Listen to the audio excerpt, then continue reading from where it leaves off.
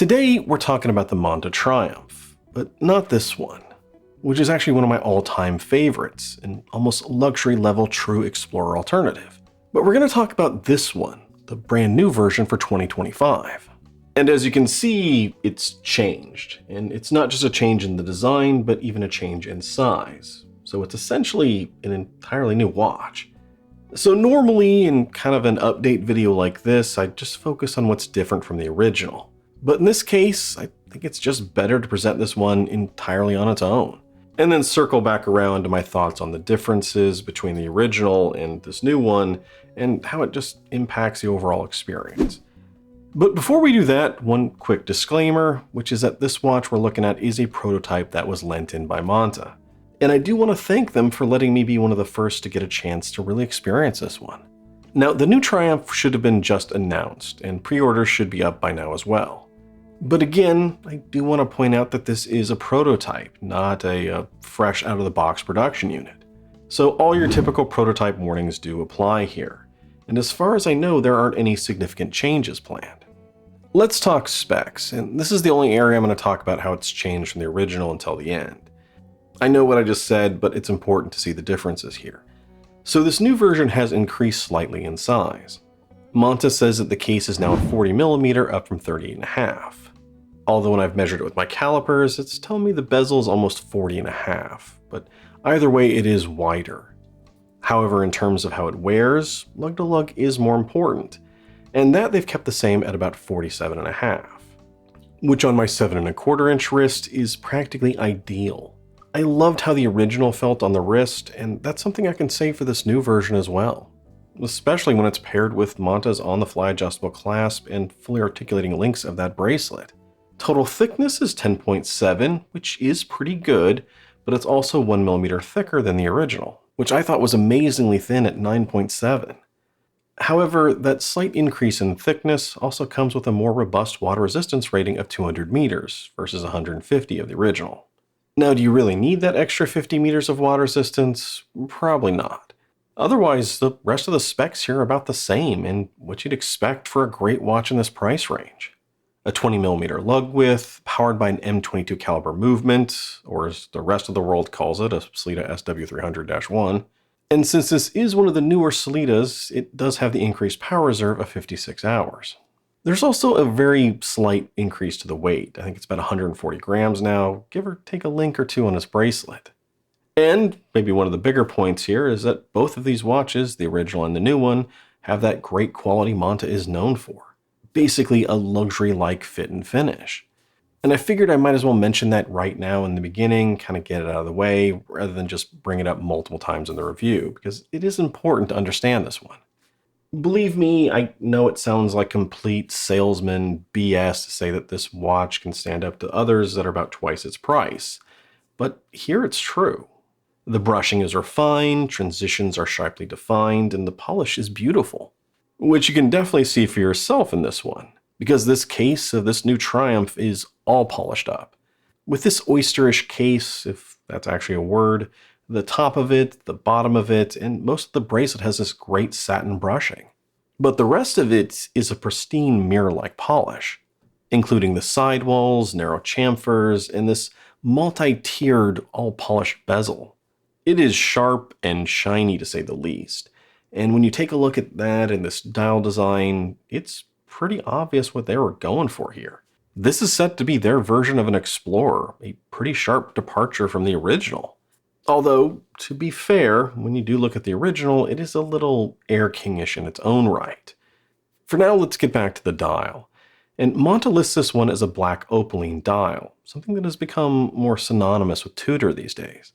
And here it has this rich black color. Yet it's not a glossy piano black like I was expecting. It's a little more matte, but not really textured in any way. Yet at the same time, there's a sort of subtle sheen to it. It's actually kind of hard to describe. It's kind of like what you'd expect in a piano black type finish without all the reflectiveness. And that loss of reflectiveness seems to help the indices really stand out, with both the polished framing and the painted chapter ring on the outer edge, giving the whole design a rather clean and uncluttered feel, which really is part of what people love about that Explorer-like design. It may not be very original, but it is classically beautiful and effective. And I think even more so when paired with sword hands. But to be fair, I'm on record as being someone who really doesn't like Mercedes hands. It's one of the reasons I'll probably never buy a Rolex. The date is also down here at the 6, and that is a little bit of a deviation from that classic formula. But for those that love a date in a watch, it is kind of a welcome sight. And the way it's orientated, it works symmetrically with the 9 and 3 as well as lines up with the Monta logo at the top. Now part of me wants to say that an applied logo here would be nice. As you go up in price, it's something you sometimes expect.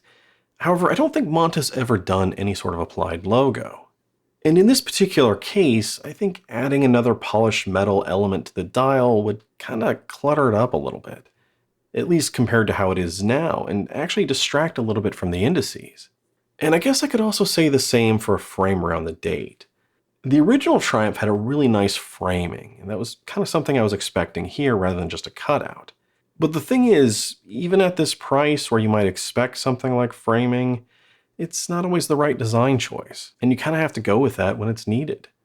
And one other quick thing that I've noticed, and you've probably noticed from some of these shots, especially the macro shots, is that this black opaline dial really doesn't do you any favors when there's a little bit of dust or any sort of smudge on the crystal.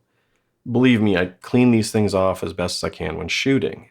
But I don't always catch everything, and I don't even catch everything on the little LCD screen on my camera. But main point is that this dial seems to be one that shows everything. Which in some ways you could also say about the watch as a whole with all this polish, and especially the clean bezel. So if you're kind of OCD about specks, smudges, or even marks, just be careful with this one and be prepared to wipe it down frequently. Now as far as Lume is good. It's got a nice healthy application of blue BGW9 everywhere. And I think it's about as strong as the original, which means it should just outlast a standard Seiko diver. Which, as I said with the original, is great for a sports watch. So it's got good, last you mostly through the night Lume. And lastly, there's the bracelet, which I kind of want to say is almost identical to that of the original. And if you haven't noticed, I am wearing the original because I had to send this one back already. But being identical to the original is a good thing. Monta has fantastic bracelets. It's one of the things they're known for. And this one, just like the other, is an oyster-style bracelet with a great taper. There are nice fully articulating links, including a female end link, and a great milled clasp with an equally great 3-position on-the-fly, kind of glide-locky-like system. The only thing that I've really noticed that's different from the original is a slight redesign cosmetically to the clasp, where now it's a little bit more sleek and defined than the original. Now, as for price and value and all of that, these should be up for pre-sale right now on Monta's site, with a nice discount for the first 100 orders, I might add. So for those that want to jump in head first, the price is $1,550. And after those first 100, the price will go up to full retail at $1,850. I'm also not entirely sure when these things are shipping, but I kind of want to say January. It should be up on the website, so check that out. Don't rely on what I'm saying here. Now, considering everything you're getting and the level of quality here, I think that $1,550 is a great price. And even at $1,850, it's still pretty reasonable. Now, with that said, typically in a Monta video or any video where I'm talking about a micro brand or a smaller brand watch near that $2,000 price point, I'd go into this whole value analysis thing and stress that even at this higher price point, Monta is still a value brand, and you're getting a lot for your money compared to entry-level luxury watches, especially when compared to something like Tudor. And then the whole discussion would go into maybe a little bit more of a debate on whether it's better to buy a used Tudor or better to get something like this. Now, like I said, that's what I usually do. But it seems like I just did this last week or maybe 2 weeks ago when I was discussing the Formic Essence. And it's something I've kind of gone over time and time again, and I just don't really feel like repeating myself again. So instead, I'm going to link that section of the Formic Essence review down below, as well as that section when I reviewed Monta's last watch, the Ocean King. And especially go check out the Ocean King review, because that's really where I went into the weeds talking about kind of the hypocrisy of watch enthusiasts when it comes to something original versus just going for the same old thing. But just go check out those links, because now I want to really focus on the differences between the old Triumph and the new Triumph. and my thoughts on this whole paradigm shift in design. Now, I'm just going to come out and say it, that between this one and the original, I prefer the original hands down. And if you're a fan of the channel, you've been watching me for a while, that really shouldn't surprise you. Because everything, and I mean everything that I love about the old Triumph is gone now. And if I really had to boil down what it was that I loved about the original, it was that it was essentially a near luxury true Explorer alternative. One that wasn't an homage in any way, shape, or form. And I just can't say that about this new one. Now, this isn't a straight up homage, let's get that straight. Monta has put some of their own touches on this. Yet it's still also very Explorer-like. The inspiration is clear. Unlike the original, which, yes, when you really look into it, it does have some Air King in it. But as a whole, the original Triumph was unlike anything else out there. Which again was why I really loved it compared to the Monta Noble, its sister watch. Plus, I love the fact that the original was more of a rugged tool watch. More field watch-like with more of a brushed finish everywhere. Its circular brushed bezel not only gave it more protection, separate out from the Noble, but it also gave it more of a toned-down look, while still having an interesting and engagingly complicated design up close. Whereas this, the new Triumph, is the complete opposite. It may be a field watch, if you consider the Explorer to be a field watch. I know there's some debate on that. But with all the polished surfaces and the wide, expansive, clean, clear dial, this comes across as something more elegant and refined, more of a dressy sports watch than the original, which is a real shift in who'd be interested in it. Because while the original and this one can fulfill the same role, they have a really different feel from one another. And that's also not to say that the original wasn't refined or elegant in its own right. It's just that it was one from a distance that was much more subtle, and you didn't really notice the elegance until you got closer and really started taking in the details. So in some ways, it was more a watch for the person wearing it than something to show off, making it kind of a sleeper watch for some. So that's my personal feelings on it, and in some ways, I am kind of mourning the loss of originality and creativity from this new one. Yet, and bear with me here, at the same time as a reviewer, I completely understand why Monta is going this route. And I think it's the right decision. The Triumph was one of their older designs, and I think it'd become one of the least popular. Every time I'd hear someone talk about Monta, they'd usually be talking about getting the Noble, which in its own right is a little Oyster Perpetual-like. So in a lot of ways, changing this up makes complete sense for them. And it also makes sense to look at one of the best and most desirable field watches out there for inspiration.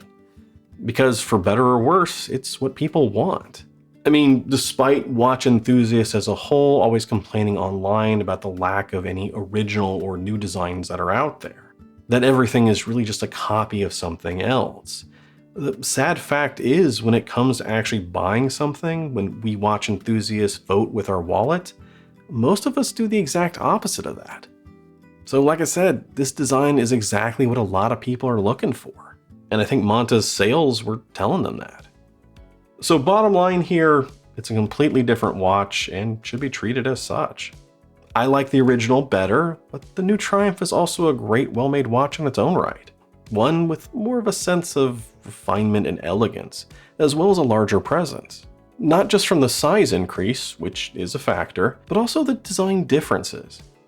This type of dial is cleaner, giving a more expansive feel, and that polished bezel draws your attention.